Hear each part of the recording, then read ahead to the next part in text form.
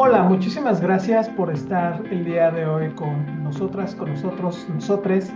Les damos la más cordial bienvenida a este ciclo de cine debate y a cada una de las personas que estarán participando.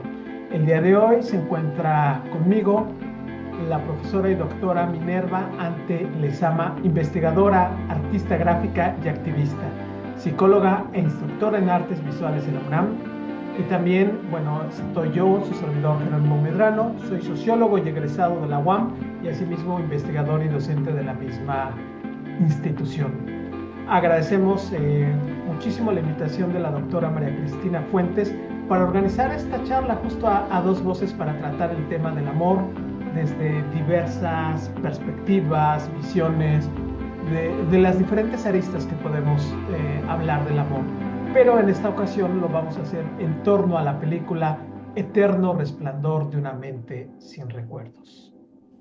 Cedo la palabra a la doctora Minerva. Muchísimas gracias. Gracias, Jerónimo. Bueno, pues esta película, como panorama general, podemos ver que tiene una estructura narrativa circular, no es lineal, no nos cuenta una historia de inicio a fin, sino que nos puede resultar hasta confusa de repente porque no nos damos cuenta en qué tiempo estamos situadas. Parece que inicia y termina como en el mismo proceso, ¿no?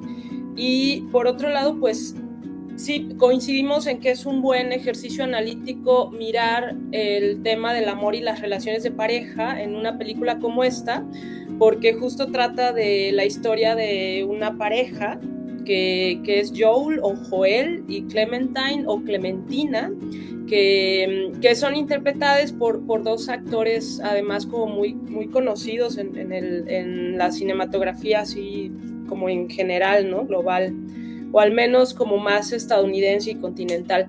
Y pues esta pareja en algún punto recurre a una empresa de borrado de la memoria, ¿no? Yo lo interpretaría como que esta búsqueda de usar alguna tecnología para borrar la memoria que tienen compartida, cada quien por su cuenta, pues, tiene que ver con enfrentar una crisis de pareja y una serie de conflictos que se van acumulando hasta que una de las dos personas, que en este caso es ella, decide implementar algo existente. Es ciencia ficción en ese sentido la peli, aunque nos puede sonar mucho a realidad.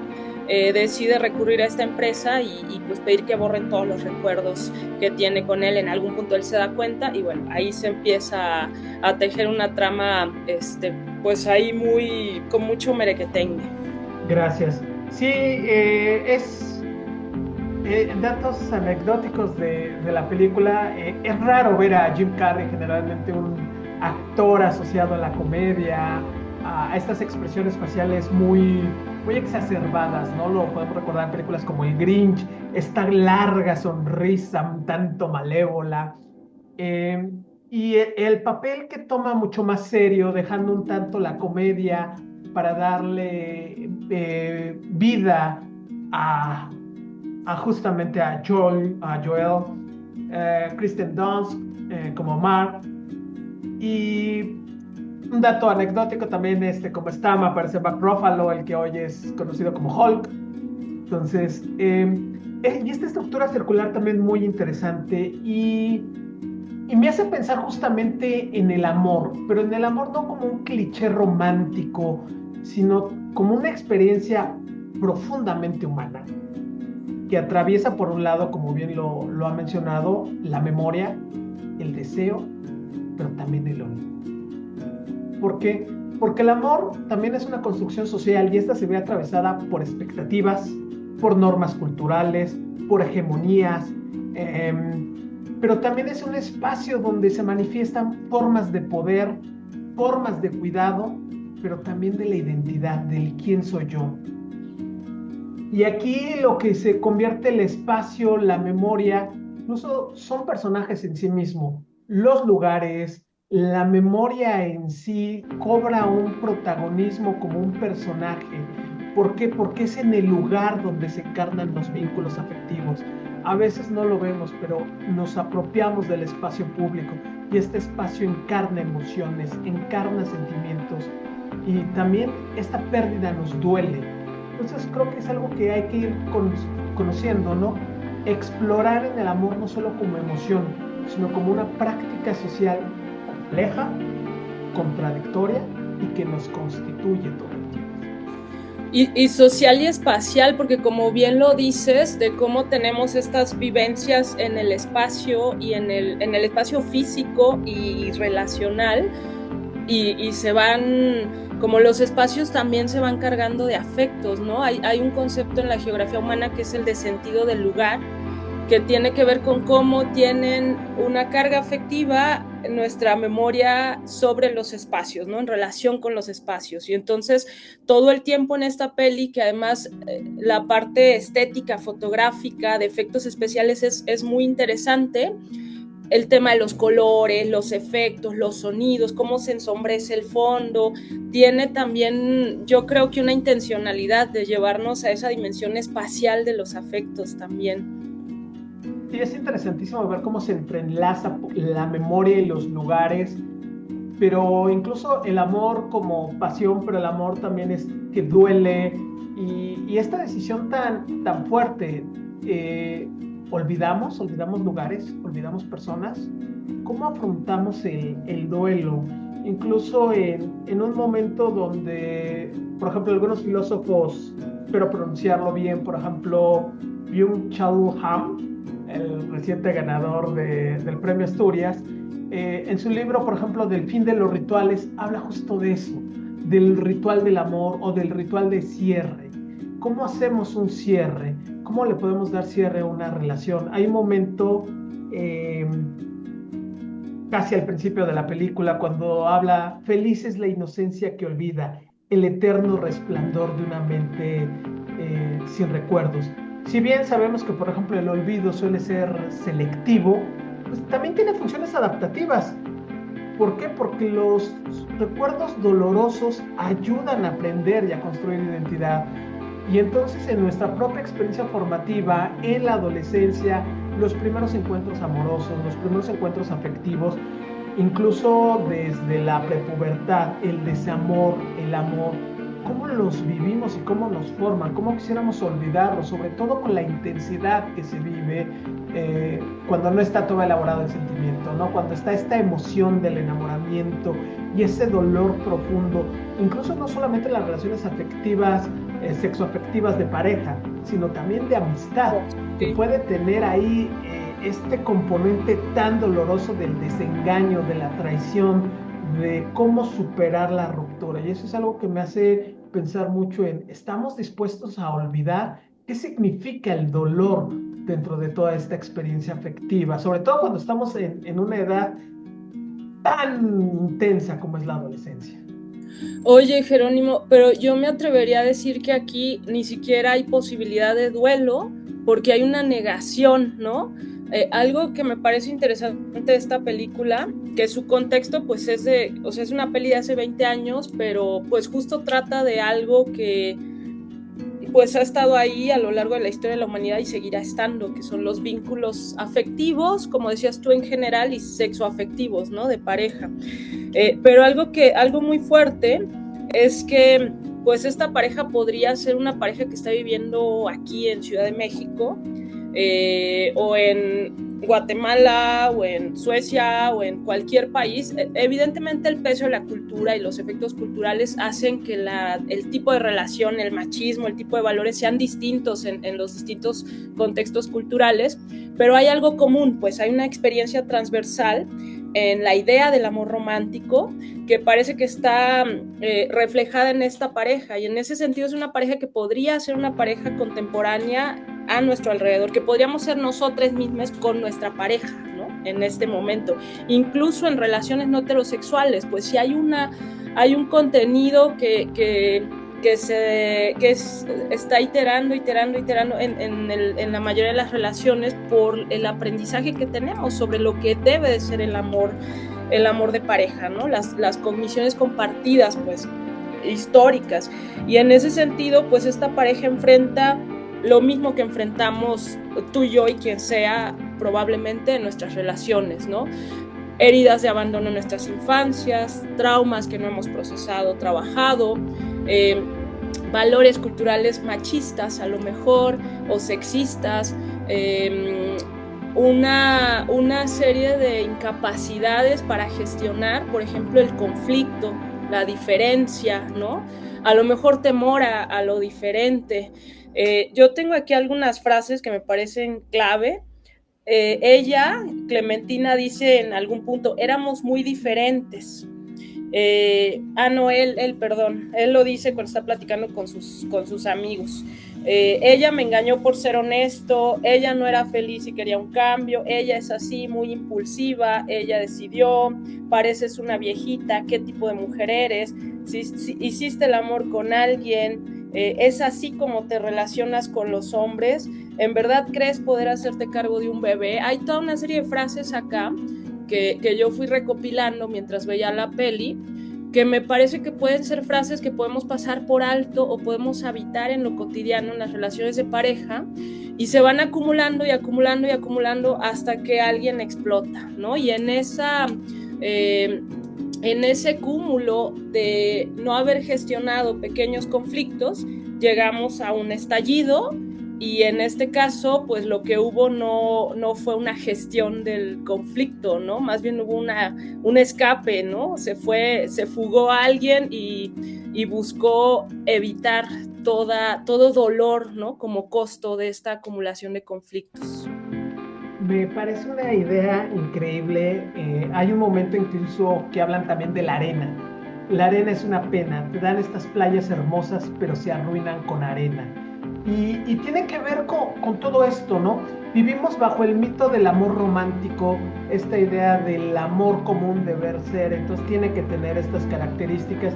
Y como bien has mencionado, que tiene ciertas cargas heterogenéricas, sexistas, patriarcales, que tienen una estructura bien clara, que demandan una forma de actuar, un estatus, tú eres hombre, tú eres mujer, ergo te debes comportar de tal forma, ¿no? Entonces tenemos esa idealización, la playa es ideal, pero no me gusta que tenga arena.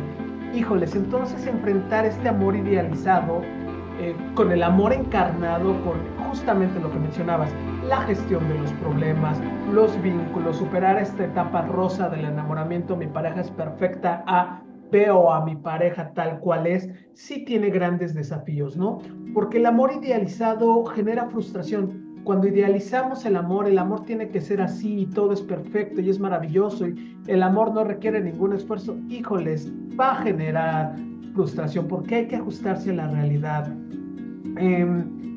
Las redes sociales, la industria, nos cuentan historias maravillosas, modelos inalcanzables del amor que no son realistas, que no aceptan lo imperfecto de incluso de la transición entre este mundo adolescente y el mundo adulto, el mundo consciente. Entonces es muy fuerte esta transición, sobre todo considerando que, por ejemplo, el amor pues neurológicamente activa un montón de circuitos cerebrales que están vinculados al placer, la recompensa, la motivación, nos dan dopamina, oxitocina, serotonina.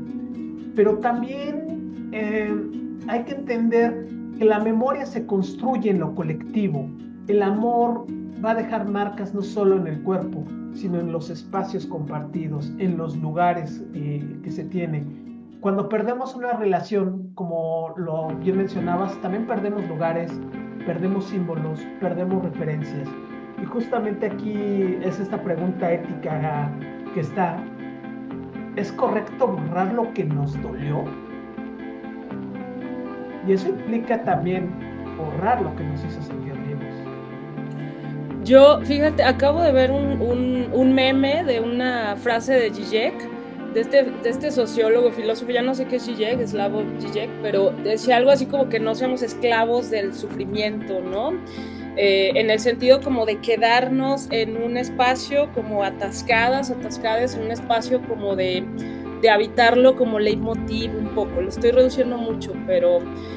Y justo me pone a pensar ahorita que dices, como es correcto evitar el dolor, yo llevo la pregunta más hacia lo correcto o incorrecto, me gustaría posicionarla más en el campo de qué hacemos con el dolor y el sufrimiento, ¿no? Y yo creo que el dolor y el sufrimiento en las relaciones de pareja por los conflictos que se van concatenando, porque yo no creo definitivamente que al menos en este contexto mexicano tengamos relaciones románticos sexuales saludables. Yo creo que están cargadas de violencia, ¿no? Muy cabrón. Entonces, ¿qué hacemos frente al dolor y el sufrimiento que implican muchas de nuestras relaciones, ¿no? Incluidas las de pareja? Y yo diría que toca como encararlas y toca gestionar eso, o sea, ser radicales, ir a la raíz de eso, porque no creo que esté chido quedarnos en el sufrimiento, como dice Zizek, pero pues evitarlo definitivamente nos puede llevar a, pues o sea, la metáfora que hay en esta peli es el uso de una tecnología para provocar un daño cerebral que borre la memoria, pero eso es el alcoholismo muchas veces, ¿no? El alcohol se vuelve una tecnología útil para olvidar, ¿no? Y cuántas veces no sabemos de historias o las vivimos nosotras mismas, nosotros, de habernos ido a emborrachar para que no nos duela, para evitar, ¿no? O el consumo de sustancias, ¿no? Psicoactivas o no sé, puede ser que haya estrategias necesarias para poner en pausa durante algún momento una emoción insoportable, un sentimiento insoportable, pero pareciera que acá en la peli el uso de esta tecnología es definitiva, es evitar completamente el sufrimiento y el dolor. Y a mí el símil se me hace como esta cosa de emborracharnos, ¿no? Y muchas veces en México lo que sabemos es que hay dinámicas o procesos como el alcoholismo que esconden un no afrontamiento del dolor, del sufrimiento que nos causa algo, ¿no? Yo creo que acá hay además otra arista interesante es cómo usan los personajes secundarios este recurso, esta tecnología para obtener los beneficios del placer sin el costo del dolor, ¿no? Pareciera que hay una huida constante del dolor. Y si lo pensamos en términos de las relaciones que habitamos sexoafectivamente, probablemente vivimos huyendo del dolor, o eso es lo que yo creería. Y yo creería que es, volviendo a qué preguntas nos pueden detonar estos análisis, pues yo volvería a preguntarme qué hacemos con los conflictos de pareja, qué hacemos con nuestra incapacidad de negociar condiciones, ¿no? Porque acá parece que ella piensa que él es un neurótico y que le está volviendo la vida infeliz, y él piensa que ella es una irresponsable y tiene prejuicios también medio machistas hacia ella, ¿no? Y eso va creciendo hasta que estalla la cosa. Pero en realidad esos conflictos se pudieron haber atendido, encarado. Lo que pasa que no sé qué tantos recursos tenemos como sociedad para hacerlo, o qué podríamos hacer para desarrollar más recursos frente a situaciones cotidianas de conflicto, de incapacidad de gestionar la diferencia, los diferentes puntos de vista, y se producen dolores y sufrimientos también cotidianos en las relaciones de pareja. Y esto es fundamental, externalizar las emociones, tanto buenas como mal llamadas malas, ¿no? Pero todas estas intenciones, lo has mencionado muy bien, ¿qué hay detrás a veces del proceso del consumo de alcohol o de ciertos fármacos, de ciertas sustancias? Pues justo eso. ¿Qué nos enseña incluso el cine? Si eres hombre heterosexual y tienes una ruptura, la forma de exteriorizar tus sentimientos es emborracharte. Si estás borracho, es válido que hables de desamor, que le cantes, que digas cuánto te dolió. Si eres mujer, eso está prohibido para ti. Tienes que ponerte a ver una película cursi, comer muchísimo helado, porque el helado te va a consolar, ¿no? Entonces, porque incluso no solo son las sustancias, también son estos alimentadores emocionales. Entonces, claro, si estás triste y estás en depresión, sacas cualquier película hollywoodense te los enseña, sacas tu bote de helado gigante, te pones tu manta, te pones a llorar y ya curaste la pena comiendo helado, ¿no? Y no, porque justo algo que está aquí es una contradicción entre el deseo de amar, de todo el placer, como bien lo señalaste, pero también de huir del dolor. O sea, podemos amar tanto a alguien tan profundamente, pero al mismo tiempo quererlo borrar de nuestra mente, porque bueno, algo que ocurre mucho en este mundo contemporáneo, pues pareciera que las emociones se gestionan como productos. Si algo no te gusta, lo eliminas. Terminaste con tu pareja, la funa está de a peso ahorita. el gosteo, La te cancelación. desapareces, Sí. y entonces si olvidamos los hechos, el cuerpo y la psique incluso recuerdan. El mismo cuerpo es el que le ayuda a recuperar, buscar nuevos lugares para no perder ese recuerdo. Eh, Porque muchas veces creo que algo que denuncia la cita es que amamos no tanto al otro, sino la imagen que construimos del otro. Hay un momento donde Jim Carrey, casi al principio de de la película, se pregunta, ¿por qué me enamoro de cada mujer que me presta un poco de atención? Y esto cuando somos adolescentes es brutal, porque a lo mejor no solo es, y aquí estamos pensando en relaciones monógamas, heteronormadas, pero ¿qué pasa en la complejidad de las relaciones sexoafectivas, también no heteronormativas o también polafectivas, que existen y que están presentes y que justamente en la adolescencia hay una necesidad clave de pertenencia y validación? Y mucho de la validación o de la historia que te cuentan de cómo debe ser la trayectoria es, naces, creces, te enamoras, te casas, tienes hijos, y si no cumpliste esa trayectoria, pues eres un paria social, tienes ciertas características porque no lo cumpliste. Y no, hay una tensión ahí muy clara entre esta idealización del amor del otro y quién soy yo, incluso en cómo me transformo. Hay un momento donde Jim Carrey le dice, soy me hace sentir que soy un hombre, ¿sabes? No soy un concepto, solo soy un tipo jodido que está buscando su paz.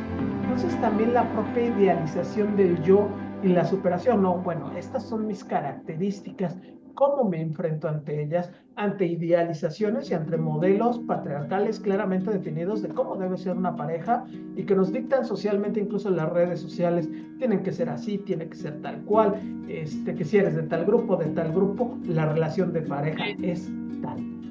Sí, retomando también una frase de Joel muy al inicio de la peli, cuando está en la estación, y dice algo así como el día de San Valentín es un invento para que consumamos, ¿no? Tiene una crítica a la idea del amor romántico, pero pues él encarna esa idea o esa construcción social, ¿no? Sociocultural. Yo creo que habemos muchas personas que nos asumimos desde las disidencias sexuales, desde la diversidad sexual, que cuestionamos mucho esta idea del amor romántico heterosexual y sexista, y sin embargo estamos entramadas, entramados y entramades en una cultura donde traemos hasta el tuétano bien metidas ideas, cogniciones,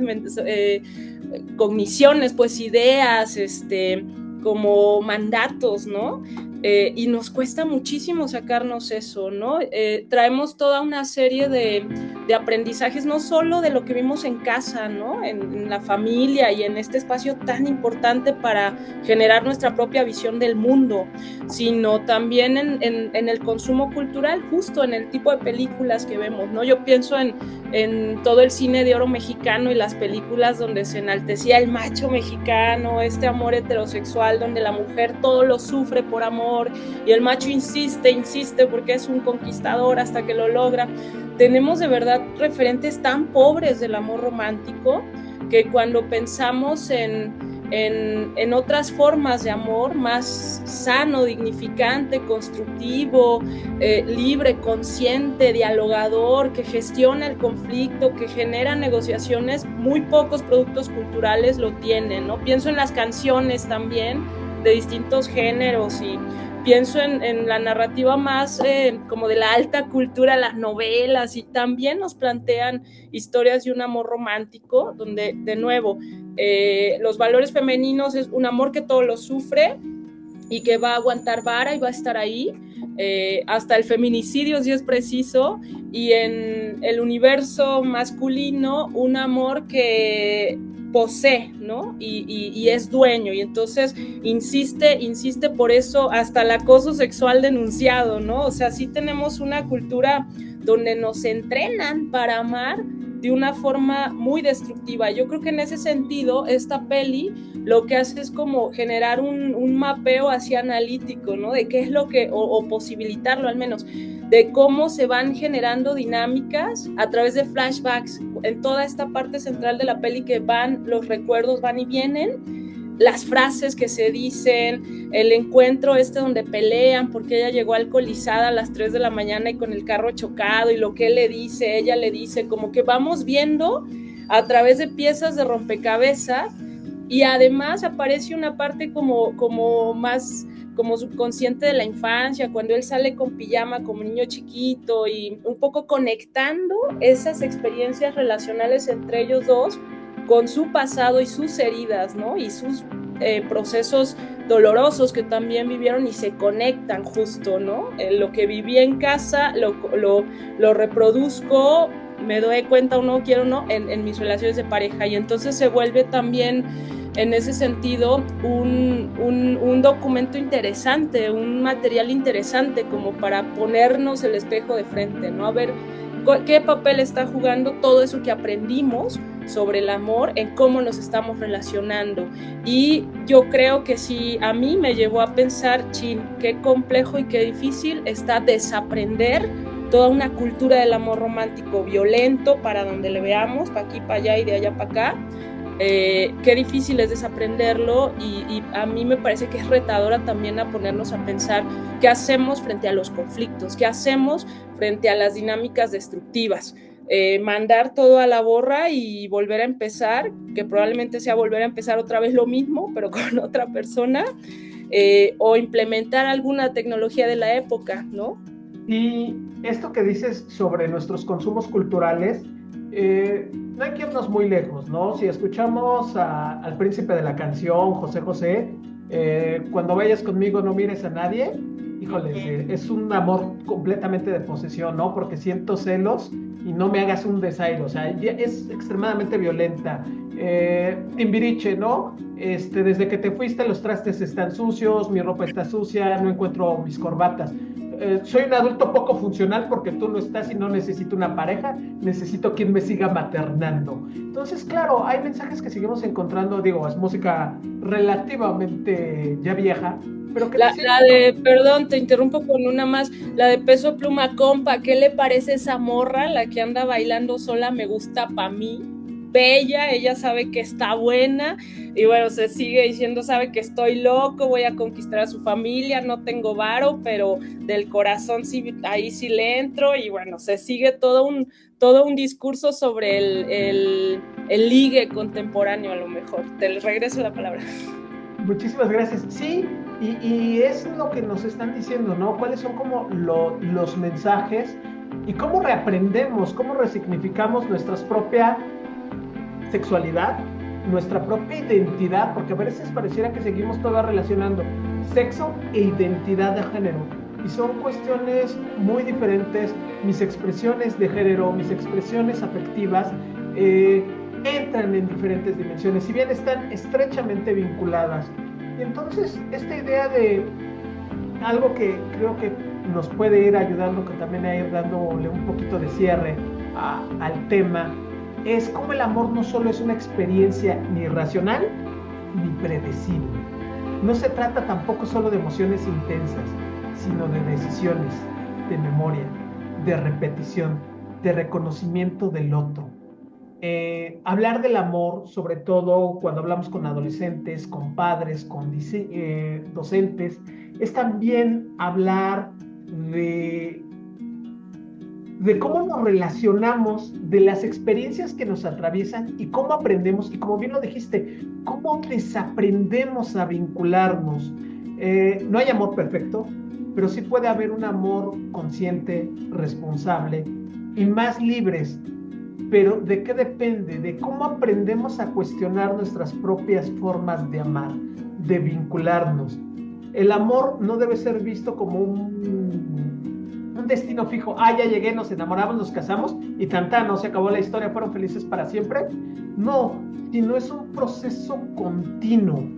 Elegir a amar, elegir entrar a una relación, ya sea monógama, poliafectiva, con diferentes relaciones, implica conocer mis errores del presente, del pasado. Es un acto de agencia, es un acto incluso de cierta anarquía social, de cierta rebeldía, porque es exactamente lo que bien has dicho, vigilar cómo aprendimos a amar.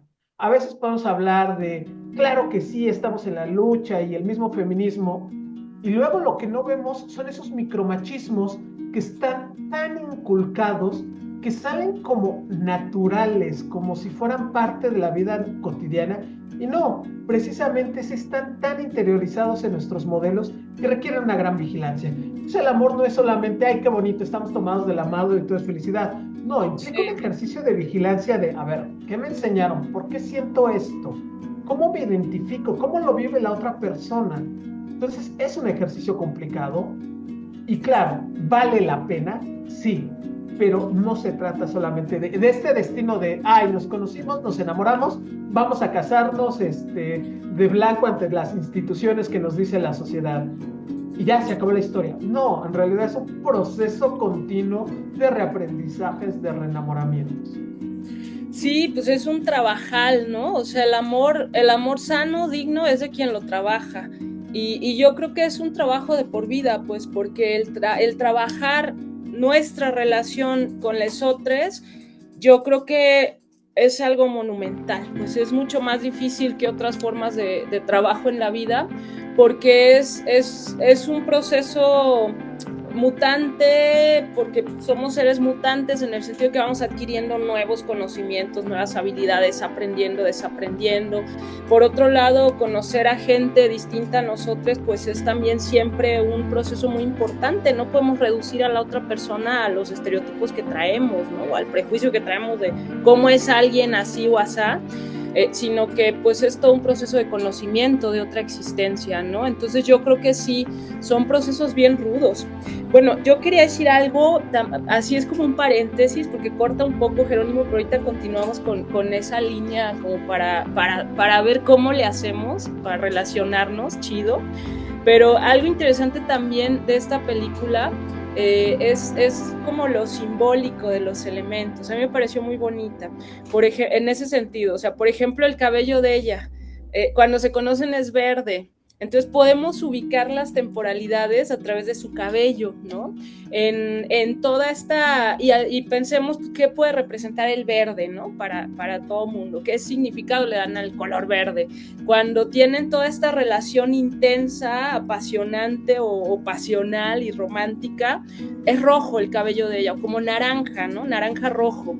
Entonces, pues para mí también es muy simbólico. Y en esta última fase, que es el inicio y el cierre de la peli, las escenas del inicio y del cierre, ella trae el cabello azul. Es este proceso como de una resignificación a lo mejor de la experiencia ahí maltrecha, reconstruida, porque al final les regresa la María, que es la trabajadora de esta empresa La Cuna que se encarga de borrar la memoria.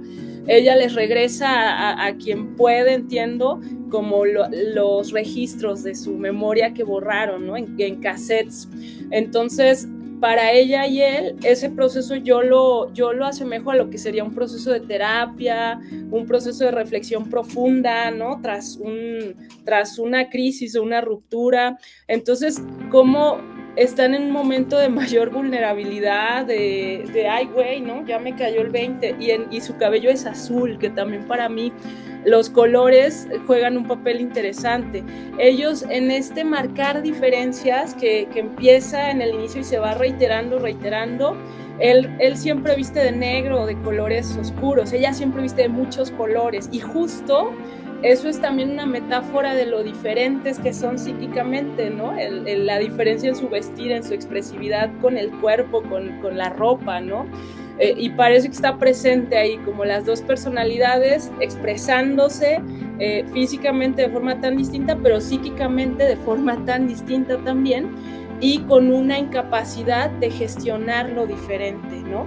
Y por otro lado, hace rato hablabas de la arena también, la arena es metafórica, y la casa, cómo se va desmoronando en este momento climático hacia el final, pues es también un recurso metafórico visual muy, muy potente, pues, de la memoria desmoronándose en este torbellino, ¿no?